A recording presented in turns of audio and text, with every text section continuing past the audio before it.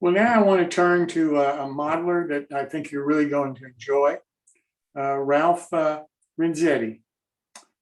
Ralph does some of the most beautiful weathering I think I've seen, and he's with us this evening to show us how he does it. So, Ralph, welcome. Thank you for having me. I Oh, thank you for being here. I can't thank you enough. Well, I rushed home because I wasn't sure whether I was going to be on or not. So I was out to dinner with my wife. So you Well, got the better part. I tell you, apologize to her for me if there was any confusion because I've been looking forward to this. Okay, so basically what I do is I'll do a repaint if I have to, not very often. Although I'm doing 42 N scale locomotives, and I'm an HO guy with these big balloony fingers. Working on N scale is kind of a challenge, especially repainting, masking, putting decals on, decals, however you want to say it, and then doing the weathering. And doing it for customers, it's a constant thing. Like this 42 locomotives, I've been working on those for a little over 2 years now because I can't get the sound cards to go in them because everybody's having chip problems. So I usually to get away from the doldrum, the boredom, or whatever, to get the mojo working again, I sort of veer off on in other models.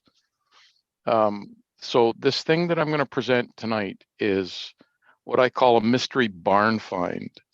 And it's all my weathering techniques all in one place. But I guess I should tell you that I started in the hobby when I was, probably 15, 16, but not in model trains. It was model cars. And I went into model planes and ships and that sort of thing and progressed. When I got married, I started to collect trains because there's a place here in Toronto called George's Trains, and I lived a block away. And I walked in there and he sold me on the hobby. Just the fact that when I walked in, I saw a Y6B steam locomotive. It was used. It's a River Rossi, and I didn't have the money to buy it. And I asked him how much he wanted for it. He says, "Well, you can buy it on time if you want." I said, that would work out great for me. He says, "How much money you got in your pocket?" I said, "I got $20. He says, "Give me the $20. That'll start." By the time I walked out of the store, he had tucked it under my arm as I was going out. So that got me hook, line, and sinker. So all of my modeling skills are now being shared in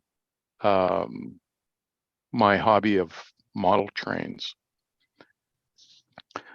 So this, what I call the magic barn find or the mystery barn find, these are all different techniques. The top corner is 1/24 scale. That's extremely weathered in a junkyard. The locomotive on the right, the Union Pacific, is an N scale locomotive that's been weathered, and that was for this gentleman in Baltimore. And the one on the bottom left was done for the 25th anniversary of the Siskiyou line for Joe Fugate. And of course, there's another version of the junkyard find with the dog taking a leak on a wheel. Okay, so when I do my modeling, when I veer off away from trains, it's always what if. I'm a freelancer, so I'm not bound by the nut and bolt count thing of a prototypical modeler. So my mind goes all over the place. So I had this doors here. That's another technique that I've mastered now. And I've got it down. That's in 1/24 scale, and I managed to get it to work down to 1/24 scale or 1/87 scale. So what if? And here's where the what if comes from. With my model cars, like this 19 58, 56, 57 Chevy. They never made it with dual axle. They never made it with extended cab. So I built the model. There's a 1929 Ford pickup. Didn't have extended cab. I couldn't get dual wheels, so I put fat slicks on it. And the what if turned to this. And I keep going, what if, what if? There's a 1940 Ford. Now, this is the kind of stuff you see in show models, not so much weathering. Obviously, this is not a weathered vehicle, but the bed of that truck is made with, who was it, was using popsicle sticks. That's the stir sticks that I used to get when I went in to buy a coffee in the morning. So I asked them if I could have a fistful of them.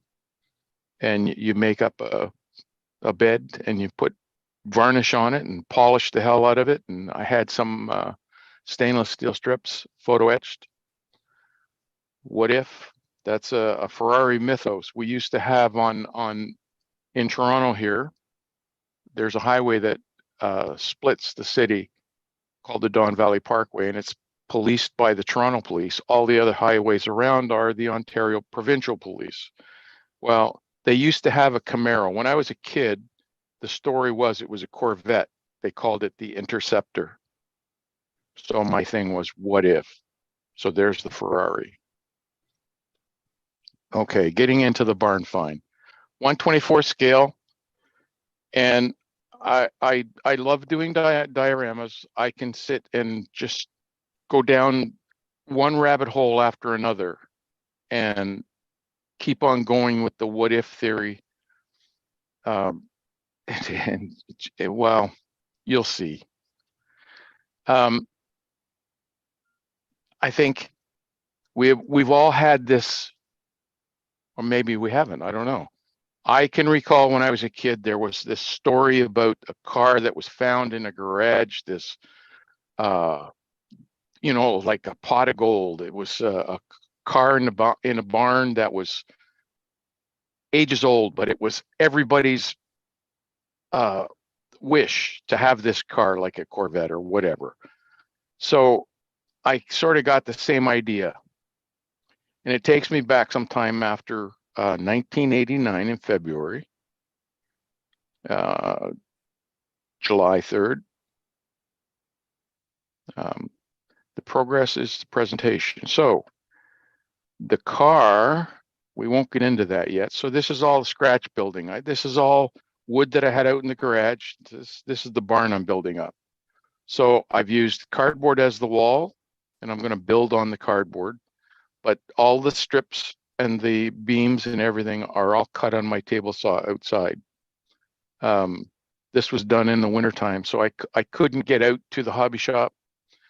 And lately I haven't been going anywhere. I haven't been doing very much because I have back problems that sort of keep me confined to the house.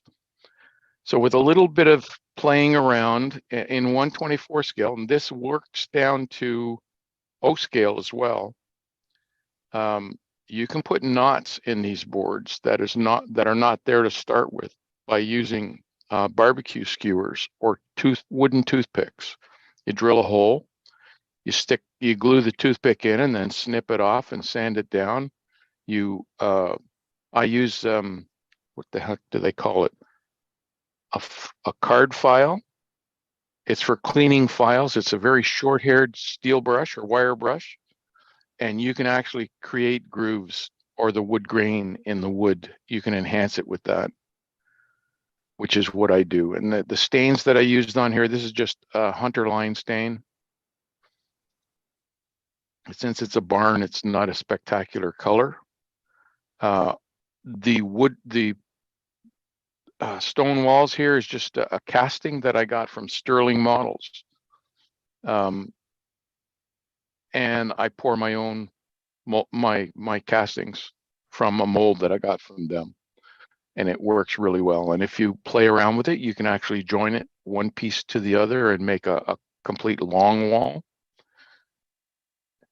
on the top here, I figured this is where the car is going to go. This find, the barn find. But I want to put a block and tackle in, and I'm sort of a stickler for detail. So I've sort of nipped off the corners of the beam up here so that when I put the chain up there, it'll look like it's worn. And the way the stone, this is just like I say, plaster casting. I take, oh, what's it called? Thorny Branch. It's a paint that I got. It's a latex paint that I got from Home Depot. You brush it on and then immediately wash it off with water. And the dark part of the Thorny Branch paint goes into the grooves, and you wash off the faces. And it looks like, to me, it looks like real stone. And then there is everything scratch built. These are not scratch built, they're 3D printed. And there's a technique to this as well that I will explain. The wooden crate up here, the Jack Daniels crate, that is 3D printed as well, but all of the wood grain on this box is done with AK weathering pencils. If you haven't tried them, I suggest you do. These are not watercolor pencils. These are, I don't know what the actual material is, but to me, they're better than watercolor pencils. I've been using watercolor pencils for years, and they do not react like these things do. This oil drum, I couldn't find one in 1/24 scale. So I made one, and that is weathered with the AK weathering pencils as well. The green and the white is, to me, a paint, but everything else is the weathering pencils, except for the streak down here and the circle on the floor. That's just enamel paint manipulated with mineral spirits. This technique is paint the cooler, it was a stainless steel color. It's a lacquer alclad paint. And then you paint over it with red paint. And the paint I used is Tamiya red. And before 20 minutes, half an hour max, you come back at it with a brush and some Windex, the original Windex, and you rub the edges with a brush, a soft brush, and you can rub the paint off as if it's rubbed off from years of leaning on it. That's how that's done. So to me, everything is in the details. I said I'm a freelancer, but it comes down to the details. There's the little, that's made out of a paper clip to hold the string for the block and tackle, or the rope. Again, it's the wood grain on there is the weathering pencils. And of course, decals on top once it's done. And putting decals on these bottles was a pain in the butt, even in 24 scale. I cannot imagine doing that in anything smaller.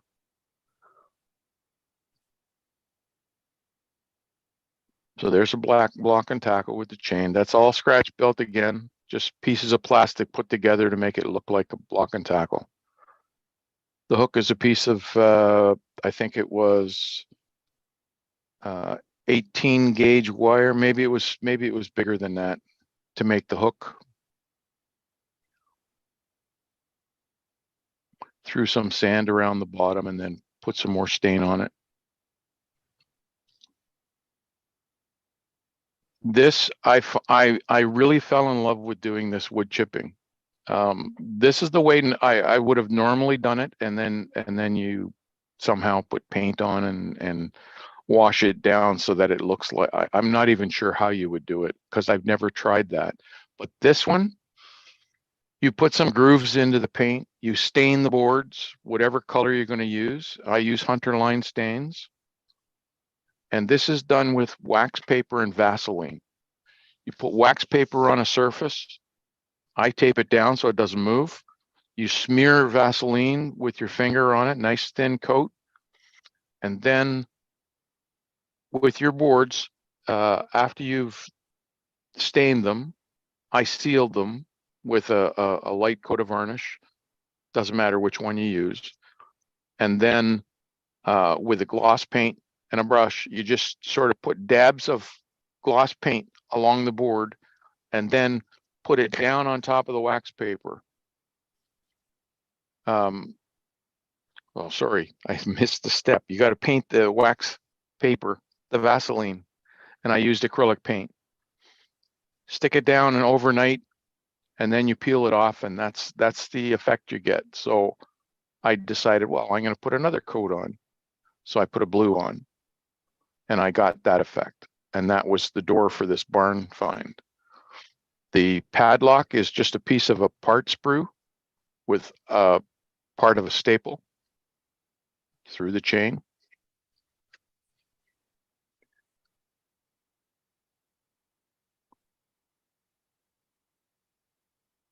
And then I was experimenting with a paint spill. So these buckets I had to make, this is just tubular plastic that I put some, I think that was 20, 22, 24 gauge wire to make a handle.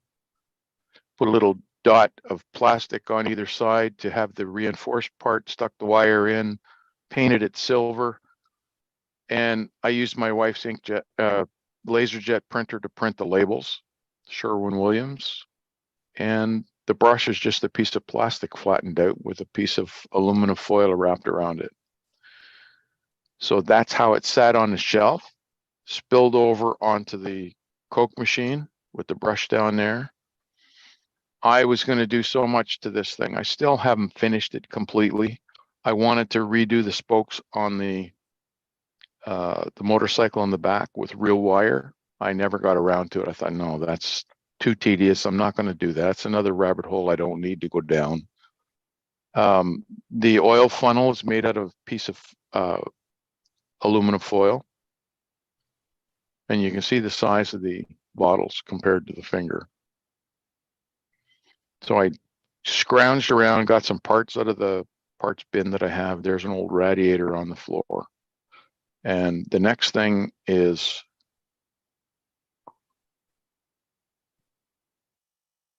I made the tarp for the car.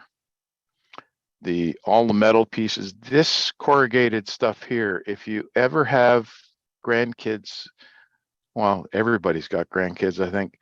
I was looking at a cookie packaging that one of my I think it was my grandson had it, and it had 12 cookies in it, and the side and the dividers were this clear plastic, and it wasn't very rigid at all. You could hear it crinkle as soon as you picked it up, but it was shaped like corrugated steel, and I thought that's perfect. So I grabbed it and I painted it, and I just set it in there. I had some old fenders that I rusted and painted. And that's another technique I can explain too. The saw blade is just a piece of acetate that I cut a circle. And yeah, I took the time of notching all of the teeth in it and the relief cut in it all the way around. But I had lots of time to do this, and there was no rush or anything. There's even a 2-man tree saw here with the handle on it that I made from acetate. These fenders, and this will scale down to about O scale. I don't know how well it'll work in HO or smaller. But what you do, and it's not something that you can do on a pre-painted vehicle. It works best if you're painting the vehicle, because you paint it the brown first, and then you paint it. You put a coat of clear varnish on top. I use Tamiya Clears, semi-gloss. And then I paint the color on top, which was Vallejo color. And again, it's down to the 20-minute mark. And then you rub it with the Windex again to get that finish. And if you rub too hard and you don't have the varnish on the brown color, you'll rub right through to the white paint, the white plastic. That's why the varnish is there. I made if you've seen the movie Wall-E, I made that.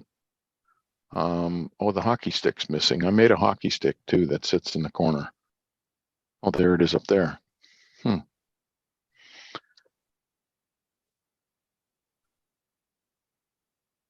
So there's the barn find. And if anybody is familiar with the movie, you'll know exactly what that car is.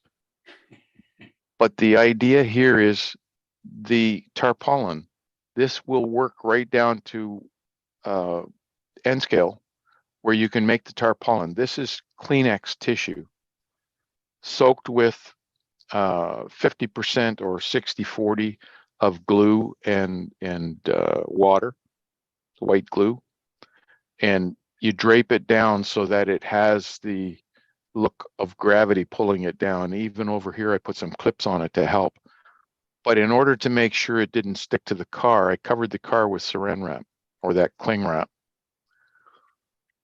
And then once it's done and dried, you can trim off what you need to make it sit on the floor properly. And you can paint it whatever color you want, put all kinds of dust and things on it. And it works really well.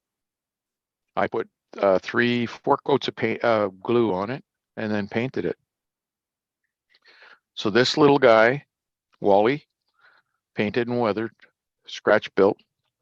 The hockey stick was made the same way. I played up to semi-pro, so I had to throw the hockey stick in there. And there's my final barn find with the Back to the Future. And every plate up here has a meaning. It's a movie scene, pardon me, a movie or a TV series is connected with either the license plates or something in the picture, like you have the Star Wars helmet. Wall-E is another movie. Whatchamacallits, I keep forgetting their names. And then Back to the Future. So you have Bandit 1, that's Smokey and the Bandit. That was Miami, what was the cop show? Vice. Anyway, yeah. And then Gone in 60 Seconds. The Lynn 274 was Biff's car that got dumped with manure in the movie Back to the Future.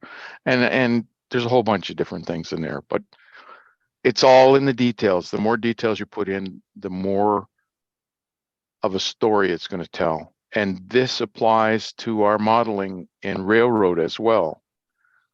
Each scene or each building that you do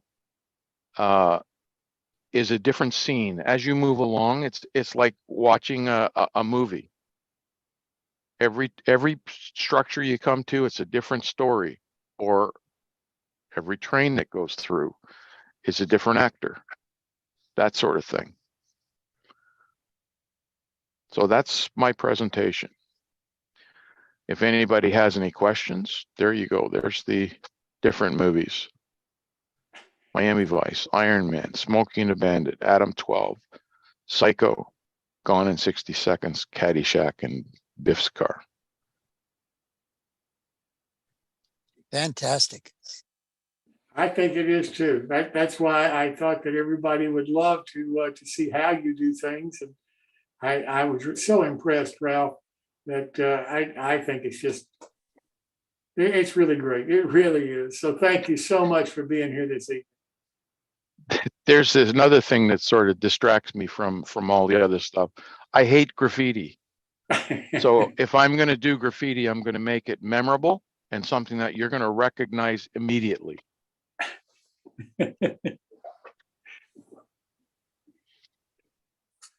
Well, I tell you, you hit a good selection of the old shows, that's for sure. But thanks again, Ralph. I do appreciate so much you taking the time. Apologize to your wife about the dinner problem, and thank you again. I get to take her out again. There you go. On a second date. Yeah. Ralph, can I ask a question? You, Going you back can to, ask any questions you want. oh, we don't have enough time for that. I would like to go back to the wood. You had used wax paper and then you put Vaseline on the wax paper. You Yep. stained the wood and then put gloss paint on the wood and squeezed it together overnight. Okay, so wax paper, Vaseline, and then I took some Vallejo paint, the white paint or the blue paint, and you put it on top of the wax paper and Vaseline. Spread Okay, it out. then put the wood down on it. And just like when you put water and oil, the paint's going to want to bead up. It's not going to want to spread out, but you work it a little bit, it will work. It will spread out. And the fact that it separates a little bit is what gives you the separation on the boards.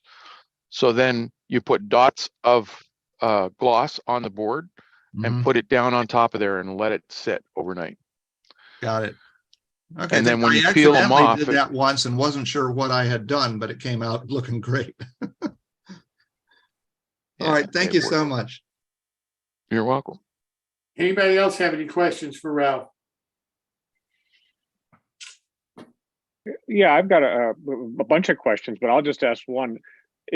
Ralph, do you do a lot of your work with freehand, brush, or airbrush, or a mixture of both, or sponges? For your weathering? My weathering is basically all done by hand. I will do a protective coat between layers with an airbrush.